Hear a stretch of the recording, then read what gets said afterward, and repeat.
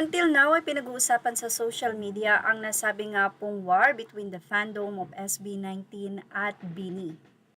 Mula sa naging update natin yesterday about sa pagsuporta sa mga Pinoy dahil pareho nga po na ire-represent ng SB19 at ng BINI ang Pilipinas sa ibang bansa sa Japan sa Summer Sonic.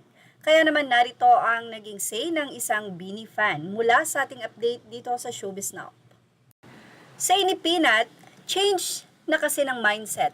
Instead of saying sadly a certain fandom, you should say sadly a certain person or group of fans.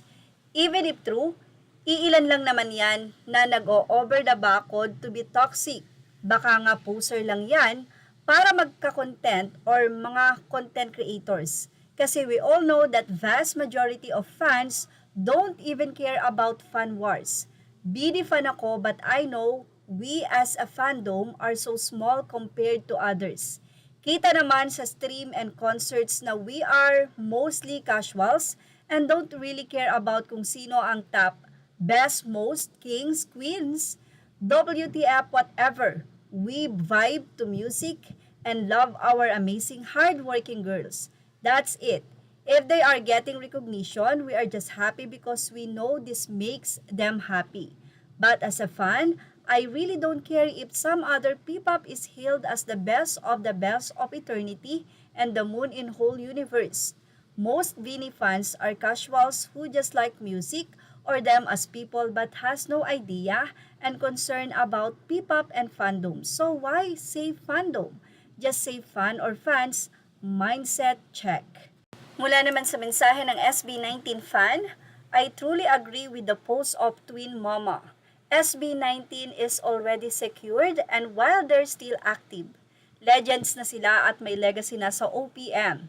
They make their own songs, their own crafts, and their own company. Sila ang living proof na kaya ng Pilipino ang akala nating foreign act lang ang makakagawa. Wala silang katulad. At dahil sa SB19, nabuhay ang music industry sa Pilipinas and kinokonsume na rin ng mga banyaga. Ang dami nilang napapauwi ng mga Pinoy at napapabiyahe ng mga foreigners tuwing may concert sila sa Pilipinas. Hindi lang sila ang umaangat kundi pati ang mga taong nakapaligid sa kanila at pati na rin ang ekonomiya ng Pilipinas. Mas maganda nga na ihinto na ang fan war. Actually, hindi naman talaga fan war kasi ilang mga toxic fan or ilang mga bashers talaga ang gumagawa ng issue tungkol sa dalawang P-pop na ito na nagbibigay ng karangalan sa bansang Pilipinas. Ganun pa man, sabi nga ay hindi natin mapiplease ang lahat ng tao. Pero, hindi maikakaila na nakakabilib naman talaga ang SB19. Biruin nyo, walang malalaking kumpanya ang humawak sa kanila. Pero, naisalba nila ang kanilang career. Why? May talent kasi talaga ang SB19. At yon ang hindi maikakaila. It's uncomparable. Well, ano masasay niyo about dito? Ilagay na ang inyong opinion sa ating comment section.